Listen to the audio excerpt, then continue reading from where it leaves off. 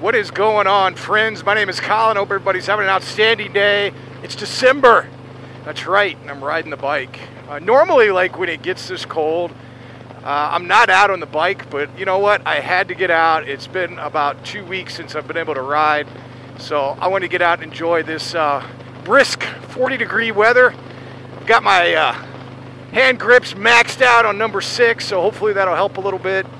But today I'm going to talk about three of my favorite mods that I've put on this 2017 Street Glide Special.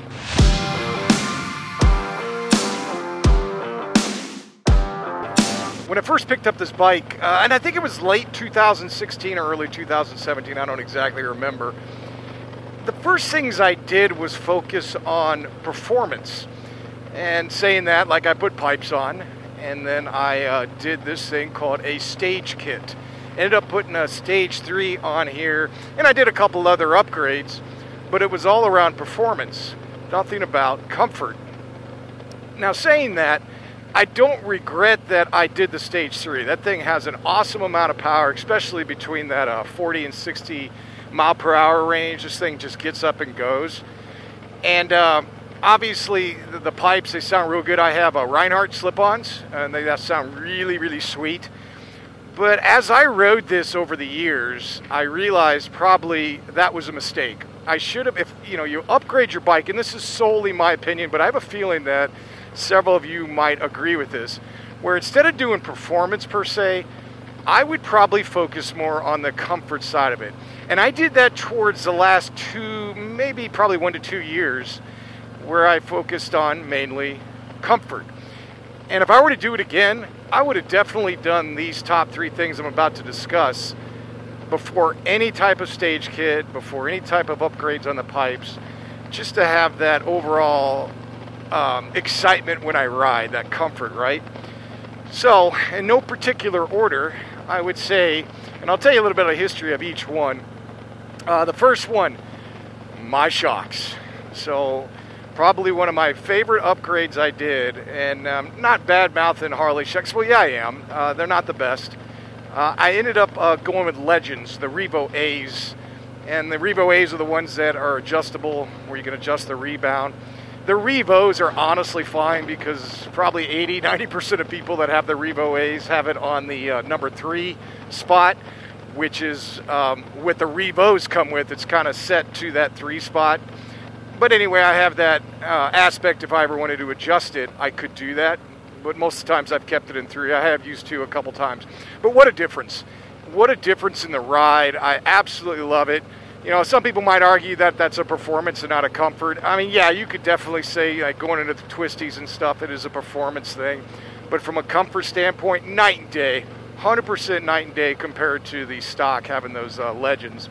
Hello, Amish folk.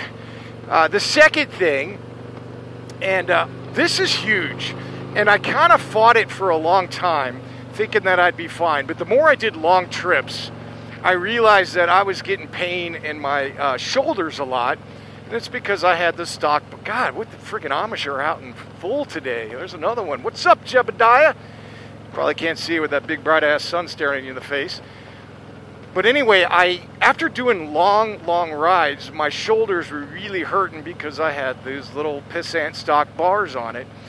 And then I ended up upgrading to these things right here, which are 12-inch LA choppers.